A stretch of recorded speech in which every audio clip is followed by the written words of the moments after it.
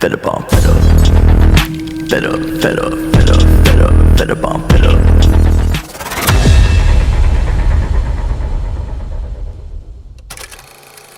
Hey guys, எல்லாரும் எப்படி இருக்கீங்க? இனி நம்ம என்ன அனிமே பார்க்க போறோம்னா ஹஜிமே நோ இப்போ சீரிஸோட சீசன் 1 எபிசோட் நம்பர் 39 தான் பார்க்க போறோம். இதுக்கு முன்னாடி அப்லோட் பண்ண எபிசோட்ஸை நீங்க பார்க்கலனா டிஸ்கிரிப்ஷன்ல லிங்க் தரேன், மறக்காம போய் பார்த்துட்டு வந்துருங்க. இதுக்கப்புறம் ஒரு 2-3 எபிசோடுக்கு நம்ம மியாட்டாவோட கதை தான் வரும். அவன் போயிட்டு அந்த தாய்லாண்டில் என்ன மாதிரி விஷயங்கள்லாம் பண்ணுறான்னு சொல்லிட்டு. ஸோ கடைசி வரைக்கும் ஸ்கிப் பண்ணாம பாருங்க. சரி வாங்க, நம்ம டைம் வேஸ்ட் பண்ணாம கதைக்குள்ள போயிடலாம்.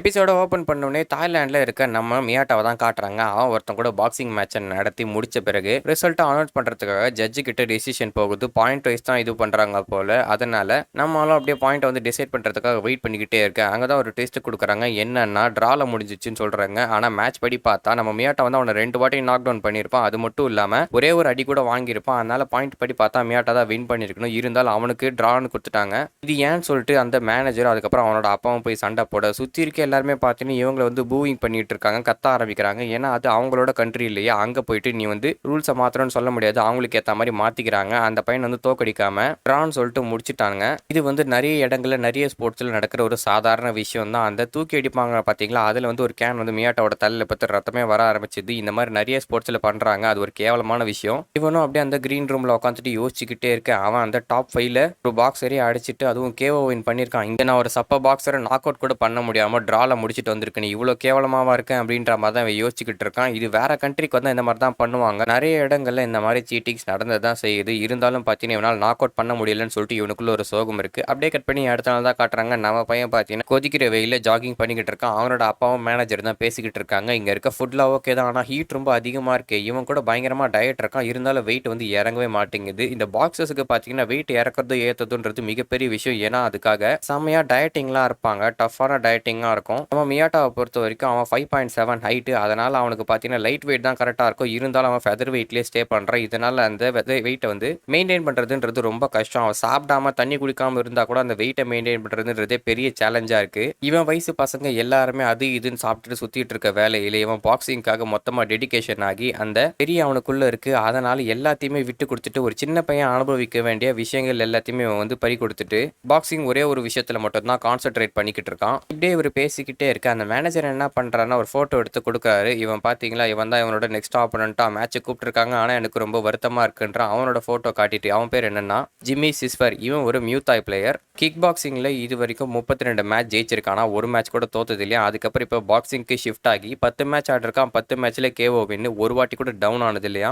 இவன் கூட தான் நம்ம மியாட்டாக்கு அடுத்த மேட்சை சொல்லியிருக்காங்க. இதை பார்த்தோன்னே இவர் மூஞ்சே மாறி போயிடுது. ஏன்னா இப்போ இருக்க மியாட்டாவால் அவனை அடிக்கவே முடியாது. அவன் பயங்கரமா ஹார்ட் ஒர்க் பண்றான் தான், ஆனா அவனால அவனை தோக்கடிக்க முடியாது. ஏன்னா அவன் கிட்ட நிறைய மைனஸ் இருக்கு அப்படின்ற மாதிரி தான் சொல்றாரு. சரி இந்த மேட்சை விட்டு கொடுத்துடலாம், இது அவனோட நல்லதுக்கு தான், அதை அவனும் புரிஞ்சுக்குவான் அப்படின்ற மாதிரி அந்த மேட்சை விட்டு கொடுத்துட்றாங்க. நம்மால் பார்த்தீங்கன்னா இது தெரியாம ட்ரைனிங் பண்ணிக்கிட்டே இருக்காங்க. அங்கே சுற்றி இருக்க தாய்லாந்து பீப்புள் எல்லாமே அவனை ஒரு மாதிரியா தான் பார்த்துட்டு இருக்காங்க. எதுக்குடா அந்த மாதிரி பார்த்துட்டு இருக்கீங்க, என்னவா இருந்தாலும் மூஞ்சிக்கு நேராக சொல்லுங்க. ஓ உங்களுக்கு ஜாப்பனீஸ் தெரியாதா, சரி விடுங்க. டே பாயோ, உனக்கு ஜாப்பனீஸ் தெரியும் இல்லை, இவங்க என்ன பேசுறாங்கன்னு சொல்லிட்டு எனக்கு டிரான்ஸ்லேட் பண்றான்னு சொல்லிட்டு அங்கே இருக்க ஒரு பையன் தான் கேட்டுட்டு இருக்கான். இவனோட பேர் பாயோ. இவனுக்கு கொஞ்சம் கொஞ்சம் ஜாப்பனீஸ் தெரியும் போல. அவன் என்ன சொல்றான்னா, தாய் பீப்புள் எல்லாமே ஹங்கிரியானவங்க, ஆனால் ஜாப்பனீஸ் பீப்புள் அப்படி இல்லை, ஓடிடுறீங்க நீங்க, நாங்கெல்லாம் பணத்துக்காக உயிரை கொடுத்து சண்டை போடுவோம், ஆனால் ஜாப்பனீஸ் பீப்புள் அப்படி கிடையாது அப்படின்றான். நீ என்ன சொல்ற அப்படின்னா, நீ விட்டு கொடுத்ததுல எனக்கு ஒன்றும் கோவம்லாம் இல்லைப்பா. ஏன் தெரியுமா, ஜிம்மி வந்து அவ்வளோ ஸ்ட்ராங், அதனால தான் நான் வந்து ஏதோ தப்பா நினைக்கல அப்படின்ற மாதிரி தான் சொல்லிட்டு இருக்கேன். என்ன நடக்குதுன்னு சொல்லிட்டு இப்போதான் எனக்கு விஷயமே புரியுது. அவங்க அப்பா கையில் போய் சரியான கத்துற, எதுக்காக அந்த மேட்சை விட்டு கொடுத்தீங்க அப்படின்னு. டேய் உன்னால அவனை ஜெயிக்கவே முடியாது. இப்போ இருக்க உன்னோட பவரை வச்சுட்டு அவன் கிட்ட கூட உன்னால் நிற்க முடியாது. உன் ஹைட்டுக்கு எந்த வெயிட் தெரியுமா கரெக்டாக இருக்கும், லைட் வெயிட் தான் கரெக்டாக இருக்கும். அதனால் ஜூனியர் லைட்டுக்கு நம்ம ஷிஃப்ட் பண்ணிட்டு ஆடலாம். டயட்டிங்கு நீ அவ்வளோ ஸ்ட்ரிக்டாக இருக்கணுன்ற அவசியமே கிடையாது. நீ வந்து இந்த ஃபெதர் கிளாஸை மறந்துரு அப்படின்ற மாதிரி சொல்றது என்னால் மறக்க முடியாது. ஏன் தெரியுமா, அவன் இருக்கான் இன்னும் என்ன ஒரு இன்ஸ்பிரேஷனை வச்சு அவன் மேலே வந்தான், ஆனால் அவன் எனக்கு மேலே போயிட்டான். அவனை அடிக்க முடியலன்னு எனக்குள்ள ஒரு சோகம் இருந்துகிட்டே தான் இருக்கு. நான் கண்டிப்பா இதை விட்டு வரமாட்டேன். சரி நான் ஓப்பனா கேட்குற, ஒரு அப்பாவா இல்லாம ஒரு ட்ரெயினரா எனக்கு என்ன சஜஷன் சொல்லுங்க அப்படின்ற மாதிரி சொல்லுவோம். அவரும் என்ன சொல்றாருன்னா, ஓப்பனா சொல்றேன் பாரு, உன்னால அவனை தோக்கடிக்க முடியாது. ஏன் தெரியுமா, உன்னோட கவுண்டர் அவன் மேல ஒர்க்கே ஆகாது. என்னதான் உன் கவுண்டர் வந்து ரொம்ப ஷார்ப்பா ஸ்பீடா இருந்தாலும் அது வந்து ஒரு ஸ்பிளிட் செகண்ட், அதாவது ஒரே ஒரு செகண்டுக்கு மட்டும் தான் அதோட எஃபெக்ட் இருக்கு. ஒரு பஞ்சு கொடுத்தோன்னு வச்சுக்க, அந்த எஃபெக்ட் வந்து பாடியில ரொம்ப நேரம் இருக்கணும். அப்பதான் வந்து நாக் அவுட் வந்து பட்டுன்னு பண்ண முடியும். உன்னோட வந்து ஸ்பீட் அதிகமா இருக்கே தவிர அது ரொம்ப லைட்டா லைட்டாக இருக்குது. மாஷிபாவோட மேட்ச்சில் அதை நம்ம பார்த்தோம். பஞ்ச் பவர்ன்றது பிறந்ததுலேருந்தே சில பேருக்கு வரும். அதை வந்து நீ என்னதான் பண்ணாலும் ஒரு கட்டத்துக்கு மேலே டெவலப் பண்ண முடியாது. அவன் வந்து மியூத்தாய் பிளேயர். அவன் வந்து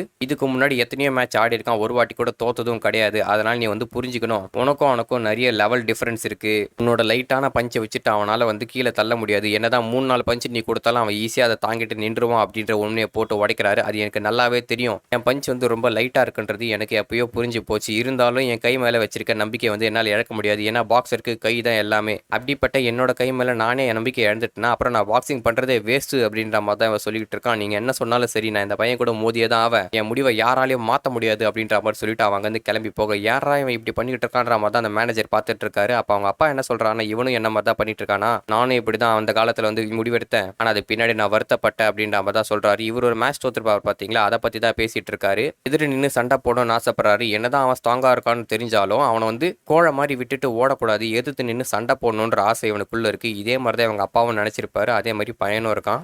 இந்த பக்கம் வந்து ஜிம்மியை தான் காட்டுறாங்க. அவனோட ஸ்பேரிங் பார்ட்னர்லாம் போட்டு அவன் புழிஞ்சுக்கிட்டு இருக்கான். மியாட்டா அக்செப்ட் பண்ணிட்டானாப்பா இந்த மேட்ச் அப்படின்ற மாதிரி சொல்ல, அதெல்லாம் எனக்கு நல்லாவே தெரியும். அவன் வந்து எப்படி இருந்தாலும் தோக்க போறான்றது எல்லாருக்குமே தெரியும். இவன் மியூத்தாயிலேருந்து பாக்ஸிங்க்கு ஷிஃப்ட் ஆனது வேர்ல்டு ஃபுல்லாக இவனை ரெக்கக்னைஸ் பண்ணணுன்ற ஆசையில தான். இந்த பையன் தோப்பான்றது எங்களுக்கு மேட்சை ரெஜிஸ்டர் பண்ணும்போதே தெரியும்பா. அவனை தோக்கடிக்கணும்னு சொல்லி தான் கூட்டியே வந்திருக்கோம். இது தெரியாத அவனுக்குன்ற மாதிரி தான் அவர் சிரிச்சுக்கிட்டு இருக்காரு. எல்லாருக்குமே பார்த்தீங்கன்னா இந்த ஜிம்மி ஜெயிப்பறான்ற நம்பிக்கை தான் இருக்கு. ஏன்னா அவன் அந்த அளவுக்கு ஒரு பாக்ஸர், எவ்வளோ பவர்ஃபுல்ன்றது அந்த கண்ட்ரி ஃபுல்லாக தெரியும். ஆனால் மியாட்டா வந்து குறைச்சி மதிப்பிட்டு இருக்காங்க. குறைச்சி மதிப்பிட்டுறாங்கன்னு கூட சொல்ல முடியாது. இப்போ வந்து மியாட்டா அவ்வளோ ஸ்ட்ராங் இல்லைன்னு தான் சொல்லணும். இந்த பக்கம் மியாட்டாவும் பயங்கரமாக ஒர்க் அவுட்லாம் பண்ணிக்கிட்டு இருக்கான். இருந்தாலும் அவனோட கவுண்டர் இன்னும் பார்த்தீங்கன்னா லைட்டாக தான் இருக்குது. அதுக்கு எதா பண்ணணும் அப்படின்னு யோசிச்சுட்டு இருக்கான். இவன் இப்படி ஷேடோ பாக்ஸிங் பண்ணிக்கிட்டே இருக்கான். அந்த பாயை வந்து இவன் ஆச்சரியமாக பார்த்துட்டு இருக்கான். என்னடா பார்க்குறேன், எனக்கு காமெடியாக இருக்கானான்ற மாதிரி கேட்க, இல்லைப்பா அவனோட ஷேடோலாம் ரொம்ப க்ளீனாக இருந்துச்சு, அதை தான் பார்த்துட்டு இருந்தேன்ற மாதிரி சொல்லிட்டு இருக்கான். என்ன நீயும் நான் தோத்துருவேன் தான் நான் நினச்சிக்கிட்டு இருக்கேன் அப்படின்ற மாதிரி கேட்க, அப்படிலாம் இல்லைடா, என்னை பொறுத்த வரைக்கும் நீ ஜெயிக்கணும் தான் நான் ஆசைப்படுறேன். எல்லாருக்குமே பார்த்தீங்கன்னா அந்த பையன் இருக்கான்ல ஜிம்மி, அவன் ஒரு இன்ஸ்பிரேஷன் தான். ஏன்னா அவன் மியூத்தாயிலேருந்து பாக்ஸராக போயிருக்கான். சின்ன பசங்க எல்லாருமே அவனை மாதிரி ஆகணும் தான் ஆசைப்படுறாங்கன்ற மாதிரி சொல்ல, அப்போ நான் தான் இங்கே வில்லனான்ற மாதிரி பேசிட்டு இருக்கான். அப்படிலாம் ஒன்றும் கிடையாதுடா, உனக்கு கூட ஒரு ஃபேன் இருக்கான் தெரியுமா,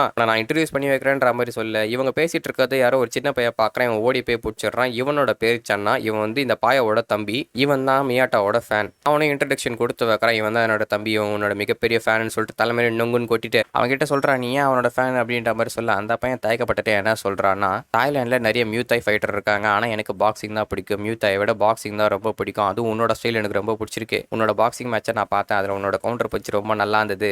அதுதான் என்னோட இன்ஸ்பிரேஷன். நானும் அந்த மாதிரி கவுண்டர் பஞ்சை த்ரோ பண்ணணும்னு ஆசைப்படுறேன் அப்படின்ற மாதிரி தான் சொல்லிட்டு இருக்கான். இதை கேட்டுட்டு மியாட்டா என்ன பண்றான்னா, அவன் தோல் மேலே கை வச்சுட்டு என்ன மன்னிச்சிருப்பா அப்படின்னு அங்கேருந்து ஓடிடுறான். ஓடிட்டு என்ன யோசிக்கிறான்னா, என்னோட கவுண்டர் அவ்வளோ இம்ப்ரெசிவ் ஆனதெல்லாம் கிடையாது, ரொம்ப லைட் அப்படின்ற மாதிரி தான் யோசிக்கிறான். யோசிச்சுட்டு அப்பதான் அவனுக்கு ஒரு விஷயம் ஸ்ட்ரைக் ஆகுது. என்னன்னா, இந்த கவுண்டர் வந்து ரொம்ப இம்ப்ரெசிவ் ஆனதுன்னு இவ்வளோ வரைக்கும் நினைச்சிட்டு இருந்தான். இது ஃபுல்லா கம்ப்ளீட் ஆனான்னு சொல்லிட்டு, ஆனா இது இன்னும் ஃபுல்லா இவன் கம்ப்ளீட் பண்ணல. இந்த பஞ்ச் வந்து இன்னும் முழுமை அடையவே இல்லை. இதை அடுத்த கட்டத்துக்கு கொண்டு போகலான்னு ஆசைப்படுறான். அதாவது என்னன்னா, இன்னும் ஷார்ப்பா இன்னும் பயங்கர பவர்ஃபுல்லா அடிச்சா அந்த அடி வந்து ரொம்ப நேரத்துக்கு நீடிக்கணும். அந்த வலியை வந்து அவன் ஃபீல் பண்ணணும். அந்த அளவுக்கு ஒரு கவுண்டர் பஞ்ச், அதாவது கவுண்டருக்கெல்லாம் கவுண்டர் கொடுக்குற மாதிரி ஒரு பயங்கரமான கவுண்டர் பஞ்ச் தான் பண்ணணும்னு இவன் ஆசைப்படுறான். என்னதான் அதை பண்ணணும்னு இவனுக்கு ஆசை இருந்தாலும் அதை பண்றதுன்றது ரொம்ப டஃப்பான விஷயம். அப்படியே பார்த்தீங்கன்னா ட்ரைனிங்கை முடிச்சுட்டு சவுனால தான் போய் உட்காரேன். சவுனான்றது நான் ஏற்கனவே சொல்லியிருப்பேன்னு நினைக்கிறேன். அந்த வாட்டர் வேப்பர்லாம் இருக்கும் பார்த்தீங்கன்னா, நீராவி மாதிரி, அதில் வந்து குளிக்கிற மாதிரி இந்த ஹாட் ஸ்ப்ரிங்லாம் போயிட்டு அதில் போயிட்டு உட்காருவாங்க. அதில் பார்த்தீங்கன்னா நல்லா ஒரு தேர்வெல்லாம் சிந்தி களைப்பெல்லாம் போகும்னு சொல்லுவாங்க. இவங்க எதுக்காக உட்காந்துருக்கான்னா, தேர்வையெல்லாம் விட்டு கேலரிஸை பேர்ன் பண்ணி வெயிட்டை குறைக்கணும் அப்படின்றதுனால தான் அங்கே உட்காந்துட்டு இருக்கான். இந்த பக்கம் அவனோட அப்பாவும் மேனேஜரும் பேசிட்டு இருக்காங்க. அவனோட பாக்ஸிங் ரெக்கார்டை பார்த்தா மோசமாக இருக்கு. ஒரு வாட்டி கூட நாக் டவுனே ஆனது இல்லையா இது வரைக்கும். அவன் வேற லெவல் ஸ்ட்ராங்கு, சரியான இன்ஃபைட்டரையும் வந்து ஒரு டஃப்பான ஆப்போனன்ட் இவனை தோக்கடிக்கணும், அது ரொம்ப கஷ்டமான விஷயம் தான் அப்படின்ற மாதிரி பேசிட்டே இருக்கு. மியாட்டா எங்கன்ற மாதிரி அவங்க அப்பா கேட்கவும், அவன் சவுனால இருப்பான்றாரு. எனது இன்னுமா சவுனால இருக்கான்னு சொல்லிட்டு பதறச்சு ஓடி போய் பார்த்தா அங்க அவன் மயக்கடிச்சு விழுந்து கிடக்கிறான். ரொம்ப டயர்ட் ஆயிடுச்சு போல. ஒர்க் அவுட் எல்லாமே பண்ணிட்டு அதே டயர்டோட அந்த சவுனால வந்து உட்காந்துருக்கான். சாப்பிடவும் இல்லை, தண்ணி குடிக்கவோ இல்லை. இவ்வளோ டயர்ட் ஆயிட்டு மயக்கடிச்சே விழுந்திருக்கான். அவனை தட்டி எழுப்பவும், ஓ நான் மயங்கிட்டேனா அப்படின்னு சொல்லிட்டு அவன் அப்படியே ஏஞ்சி வெளியே போறான். இவன் மயங்கினது கூட தெரியாம இருக்கான். இந்த அளவுக்கு மோசமான கண்டிஷன்ல இருக்கானே, இவன் எப்படி 10 ரவுண்டு தாண்டி போவான்? அது ரொம்ப டஃப்பான விஷயம் தான். ஏன்னா 10 ரவுண்டு நிக்கணும்னா அந்த அளவுக்கு ஸ்டாமினா வேணும். அப்படி இவன் சீக்கிரமா முடிக்கணும்னு ஆசைப்பட்டானா அந்த அளவுக்கு ஒரு பஞ்ச் வைக்கணும். ஆனா இவன் கிட்ட அந்த பஞ்ச் இல்ல. இவனோட கவுண்டர் ரொம்ப லைட்டா இருக்கு. எப்படி தோக்கடிக்க போறான்ற மாதிரி தான் இவங்க பார்த்துட்டு இருக்காங்க. இந்த பக்கம் இந்த பையன் என்ன பண்றான், மழை பெய்யுது இருந்தாலும் பார்த்தீங்கன்னா இவனோட ட்ரைனிங்கை கண்டினியூ பண்ணிக்கிட்டு இருக்கான். இந்த மழையில அவன் நினைச்சிடக்கூடாதுன்னு சொல்லிட்டு அந்த சென்னா பையன் என்ன பண்றான், கொடையை எடுத்துட்டு ஓடி வர அங்க சில சைனீஸ் பீப்புள் டூரிஸ்ட் வந்து பேசிட்டு இருக்காங்க. இதை பார்த்துட்டு அவன் ஞாபகம் தான் வருது. அவன் வந்து என்ன பண்றான், அப்படியே ஓடி வந்துட்டு இருக்கான். அங்க அந்த பையன் நின்றுட்டு ஷேடோ பாக்ஸிங் பண்ணிக்கிட்டு இருக்கான். இவனும் பின்னாடி போய் நின்றுட்டு, என்னடா கொடை எடுத்துட்டு வந்திருக்க, இவ்வளவு மழையில கொடையே தேவையில்லைன்ற மாதிரி தான் சொல்லிடுறான். ஏன் நீ பார்க்க ஒரு மாதிரி இருக்குன்னு சொல்லிட்டு அந்த பையனை பார்த்து கேட்க, அவன் என்ன சொல்றான், நீ ஸ்மைல் பண்ணவே மாற்றியே, இங்க வர நிறைய டூரிஸ்ட் எல்லாருமே சிரிச்சு சந்தோஷமா இருக்காங்க. ஆனா நீ ஒரு வாட்டி கூட நான் சிரிச்சு பார்த்ததே கிடையாது. ஏன் அப்படி இருக்க? தாய்லாந்துல இருக்க எல்லாருமே பாக்ஸிங்க பண்றதுக்கான காரணம் பணம் தான். ஆனா நீ வந்து வேற ஏதோ டிஃபரெண்டான ரீசனுக்காக பண்ற. அதை ஏன் பண்ணிக்கிட்டு இருக்க? சந்தோஷத்துக்காக பண்றியா? ஆனா நீ சந்தோஷமா இருந்து நான் பார்த்ததே இல்லையே. ஒரு வாட்டி கூட ரிங்ல நீ சிரிச்சதே இல்லையே. ஏன்ற மாதிரி தான் இந்த பையன் கேட்டுட்டு இருக்கான். பாக்ஸிங் பண்ணும்போது ஏகப்பட்ட அடிப்படுது. அவ்வளோ கஷ்டப்பட்டு நீ ஏன் பாக்ஸிங் பண்ற? சந்தோஷமும் இல்லை பணமும் இல்லை, எந்த ரீசனுக்காக நீ பண்ற அப்படின்ற மாதிரி கத்துறான். சாரி என்னை மன்னிச்சிரு, நீ ரொம்ப கஷ்டப்படுற மாதிரி தெரியுது, அதனால தான் இந்த மாதிரி சொன்னேன்ற மாதிரி தான் அந்த பையன் சொல்லிட்டு இருக்கான். அப்போ மியாட்டா என்ன சொல்றான்னா, நீ வந்து என்னோட கவுண்டர் பஞ்ச் ரொம்ப சூப்பரா இருக்குன்னு சொன்னல, பொறுத்திருந்து பாரு, அதை விட பயங்கரமான ஒரு பஞ்சை நான் காட்டுறேன் அப்படின்ற மாதிரி தான் யோசிச்சுட்டு இருக்கான். அது மட்டும் இல்லாமல் நீ ஒரு விஷயம் கேட்டல, நான் ஏன் எப்பயுமே சிரிக்க மாட்டேன்னு சொல்லிட்டு, பாக்ஸஸ் மட்டுமே எக்ஸ்பீரியன்ஸ் பண்ணக்கூடிய ஒரு மூமெண்ட் இருக்கு, அந்த மூமெண்ட்ல தான் எல்லாரும் சிரிப்பாங்க, அதை நீ கூடிய சீக்கிரம் பார்ப்ப அப்படின்ற மாதிரி தான் இவன் சொல்றான். அப்படியே கட் பண்ணி அடுத்த நாள் தான் காட்டுறாங்க. அந்த பாயை கூட இவன் ஸ்பேரிங் போட்டுட்டு இருக்கான். பயங்கர மட்டமாக ஆடிட்டு இருக்கான். மொத்த அடியும் இவன் வாங்கிட்டு இருக்கான். ஒரு பஞ்சு கூட திருப்பி தர மாட்டான். கவுண்டரோட சான்ஸ் நிறைய கிடைக்குது, இருந்தாலும் பார்த்தீங்கன்னா கவுண்டர் பஞ்சை யூஸ் பண்ண மாட்டான். இதை பார்த்துட்டு இந்த மேனேஜர் சரியான கடுப்பாயிடுறாரு. இதுக்கு மேலே இதை போக விடக்கூடாது, ரொம்ப மோசமாக போயிட்டு இருக்கு, தயவு செஞ்சு மேத்தை நிறுத்துங்க அப்படின்ற மாதிரி சொல்ல, அவங்க அப்பா வந்து இது எதுவுமே பண்ணாமல் சைலண்டாக தான் பார்த்துட்டு இருக்காரு. இந்த பையன் பார்த்தீங்கன்னா அடி வாங்கிட்டே இருக்கான். அந்த மேனேஜரே போயிட்டு அந்த மேட்சை ஸ்டாப் பண்ணி விட்டுறாரு. ஸ்டாப் பண்ணி விட்டோன்னு இந்த பையன் வந்து கீழே இறங்க வரான். வந்துட்டு அவனால் நிற்க கூட முடியல. என்ன ஆச்சுன்னு பார்த்தீங்கன்னா அவ்வளோ பெருசாக ஏதோ க்ளீன் ஹிட்லாம் கொடுக்கல, இருந்தாலும் அவன் கொடுத்த பஞ்சோட எஃபெக்ட் வந்து ரொம்ப நேரம் நிற்குது. கொஞ்சம் கொஞ்சமாக அந்த டெக்னிக்கை வந்து இவன் கேப்சர் பண்ணுறான். அடித்தா ரொம்ப நேரம் இருக்கும் எஃபெக்ட் இருக்கு பார்த்தீங்களா, அந்த மாதிரி ஒரு ஸ்ட்ராங்கான பஞ்சோட டெக்னிக்கை தான் இவன் வந்து டெவலப் பண்ணிக்கிட்டு இருக்கான். இதை அவங்க அப்பாவும் நோட்டீஸ் பண்ணிடுறாரு. இவன் கூடி சீக்கிரம் அதை அடைஞ்சிருவான் அப்படின்னு சொல்லிட்டு, இன்னும் கொஞ்சம் தான் அப்படின்ற மாதிரி மியாட்டா யோசிச்சுக்கிட்டே இருக்க. அப்படியே கட் பண்ணி அந்த மேட்ச் டேவை தான் காட்டுறாங்க. மியாட்டா வெர்சஸ் ஜிம்மியோட மேட்சும் வந்துடுது. இவன் அந்த கிரீன் ரூம்ல உட்காந்துக்கிட்டு இருக்க,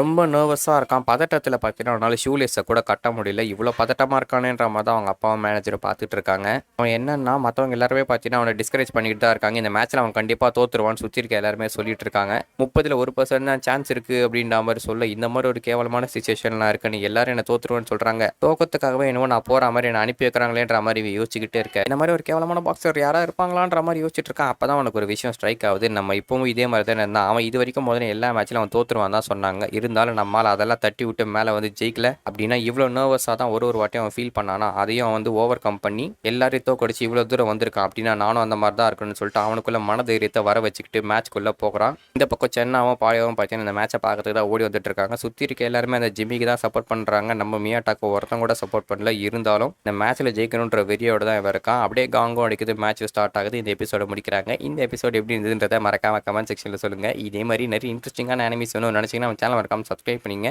அடுத்த வீடியோவில் உங்களை சந்திக்கும் வரை டாடா பை பாய்.